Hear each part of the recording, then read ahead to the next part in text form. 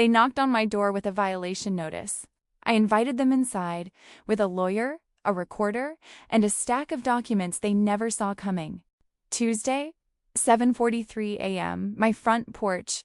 I opened the door to find Gerald Whitnor, HOA president, retired insurance adjuster, and self-appointed guardian of neighborhood aesthetics, standing on my porch holding a manila envelope like it was a court summons. "Mr. Harmon," he said, not smiling, "I'm afraid your home is in violation of the Maplewood Estates Community Standards Code, Section 4, Subsection B." He handed me the envelope.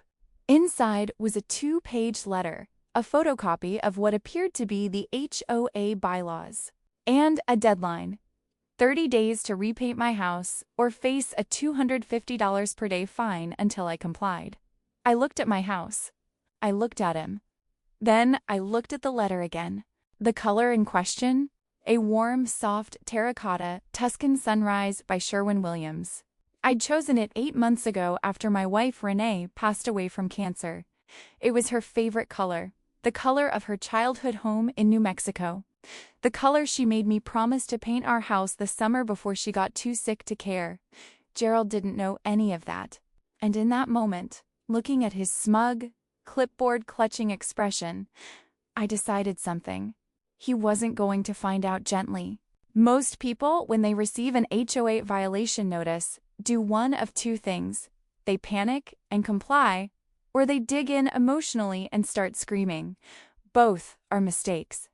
I did neither. Not the interrupted ghost of one.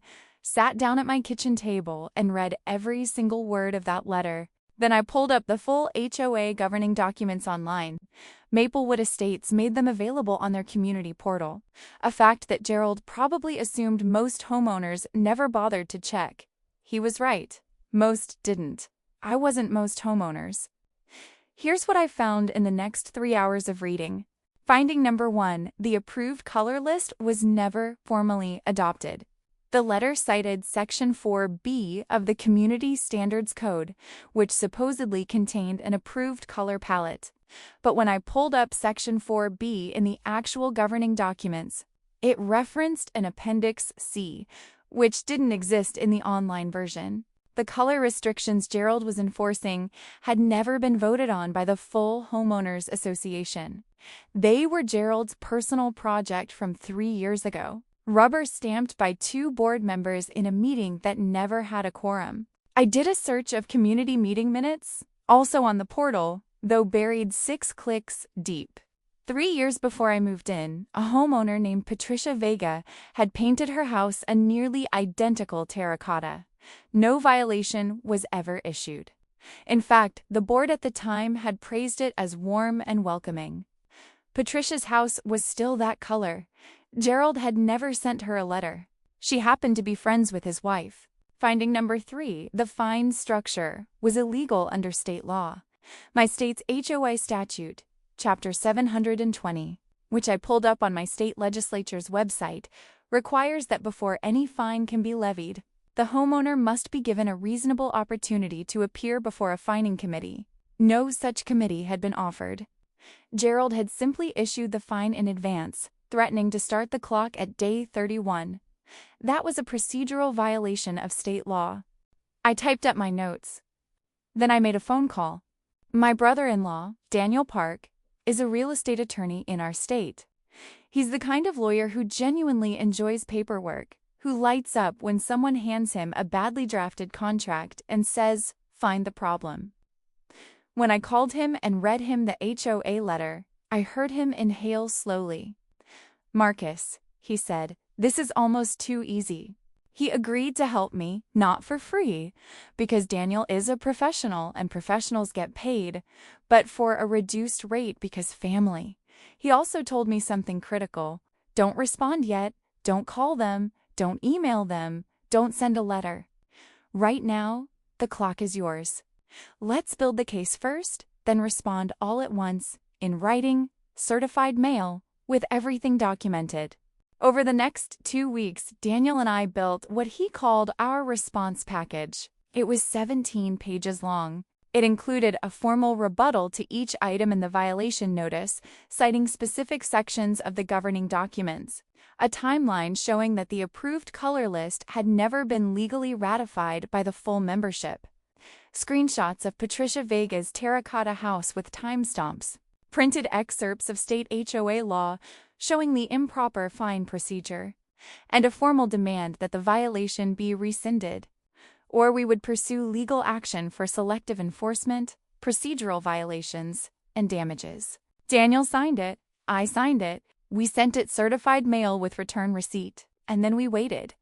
We didn't wait long. 4 days after the certified letter was delivered, Gerald called me personally.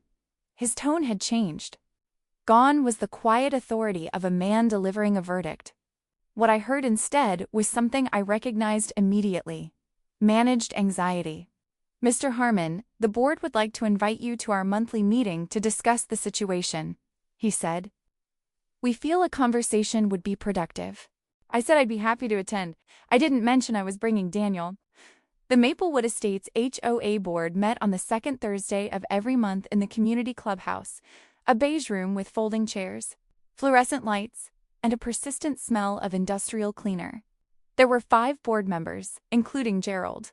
About 20 residents showed up as observers, word having gotten around that something interesting was about to happen.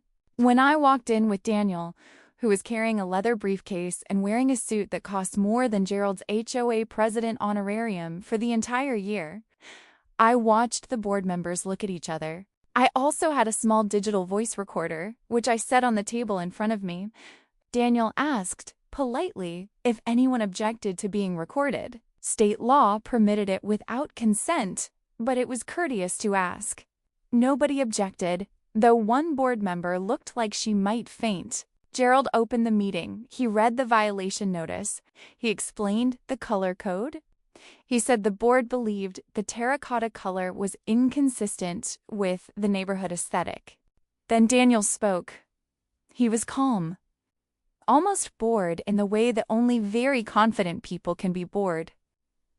He walked through each item in our 17-page response. He asked Gerald to produce the board minutes from the meeting where the color restrictions were approved. Gerald couldn't. He asked Gerald to show the quorum count from that meeting. Gerald said he didn't have those records with him. Daniel nodded and made a note. Then Daniel opened his briefcase and produced the photographs of Patricia Vega's house. Can you explain why this property, which shares a street-facing color within 3 Pantone values of my client's home, has never received a violation notice? Daniel asked. Gerald said the situations were different. Daniel asked in what specific way. Gerald said the shades were different. Daniel produced a color comparison printout. The room got very quiet. A woman in the back of the room, I later learned her name was Diane Okafor, a homeowner who'd had her own run-in with Gerald 2 years prior over a garden ornament, started laughing. Not loud, just a short, sharp exhale of someone who'd been waiting for this for a very long time. Gerald did not laugh. Daniel had the legal argument completely covered. I hadn't planned to say much myself, just let the law do the talking. But when the board asked if I had anything to add before they deliberated, something shifted in me. I looked at Gerald. I looked at the neighbors in the folding chairs, people who lived on my street, who waved when I got my mail, who brought casseroles after Renee died. And I told them about Renee. I kept it brief. I'm not a man who performs grief for an audience, but I told them about the color, that it was hers, that she'd chosen it in a hospital bed looking at paint swatches because she needed something to plan for, something to believe in, that I'd kept my promise to her, that the color on my house wasn't a design choice, it was a memorial. The room was absolutely silent. I want you to understand, I said, that I'm going to win this legally, no matter what. My attorney has made that clear. But I thought you should also know what it is you were asking me to paint over. One of the board members, a woman named Carol Espinoza, who'd been on the board for 12 years, started crying. Not dramatically, just quietly, pressing the back of her hand to her mouth. Gerald stared at the table. The board took a 15-minute recess. When they returned, Carol Espinoza asked to make a motion before the deliberation continued. She moved to rescind the violation notice immediately, commission a formal legal review of the color restriction policy before any future violations could be issued, and issue a written apology to me within 14 days. The vote was 4-1. Gerald voted against at the next quarterly meeting which I attended. Because I started attending all of them, the membership voted to formally dissolve the unapproved color restriction policy entirely. The vote was 87% in favor. Gerald resigned from the board 6 weeks later. He told people it was for personal reasons. Diane Okafor ran for his seat and won in a landslide. Here's the thing about HOA disputes that nobody tells you. Most of them aren't really about aesthetics. They're about power. They're about someone deciding that their authority over a shared space extends to your private home, your private choices, your private grief. Gerald wasn't evil. I want to be fair about that. He was a man who'd spent his career in a world of rules and compliance, who genuinely believed that aesthetic consistency was a form of community care. He was wrong about how he applied it. He was wrong about the process. He was wrong about picking my house.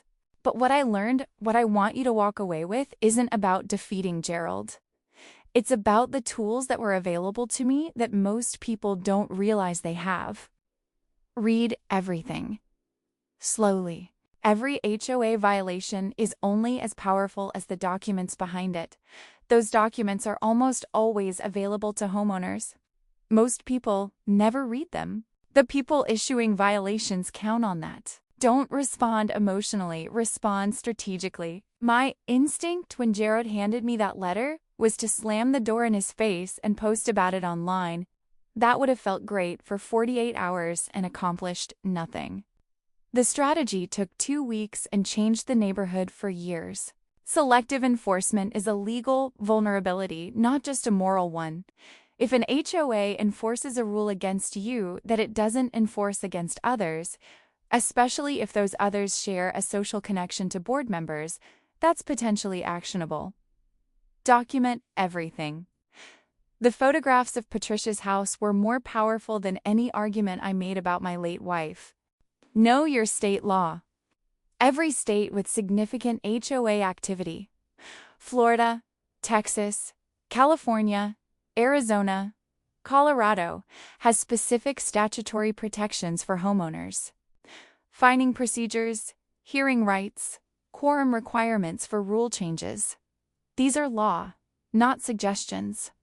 Look them up. They cost nothing to access. Get help, but get the right help. Daniel's involvement changed the temperature of that board meeting instantly. You don't always need a full-blown lawsuit. Sometimes you just need a letter on legal letterhead that demonstrates clearly that you know what you're doing. A 1-hour legal consultation can be worth thousands in avoided fines or unnecessary renovations. It's been 2 years now. My house is still Tuscan sunrise. In the spring, when the late afternoon light hits it at just the right angle, it turns a kind of amber gold that I've never seen another household. My neighbor Diane told me once that it makes the whole street look warmer. I think she's right. Renee would have loved that. There's a particular kind of victory that doesn't feel like triumph. It feels more like permission. Permission to grieve the way you need to. Permission to honor the person you loved. Permission to paint your house the color that means something. Gerald took a lot of things from a lot of people over the years in that neighborhood. Small things mostly. Garden statues, fence heights, driveway basketball hoops. He probably thought he was keeping the peace. He just picked the wrong house when he picked mine.